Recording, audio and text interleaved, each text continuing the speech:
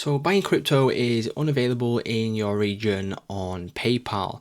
Now, the first thing that you need to know is that the ability to buy crypto and sell crypto on PayPal is only available in a few regions. Now, if this is the case and you are getting the error where it says it is not available in your specific region and wherever you are from, so for example, I know this is not available in the UK.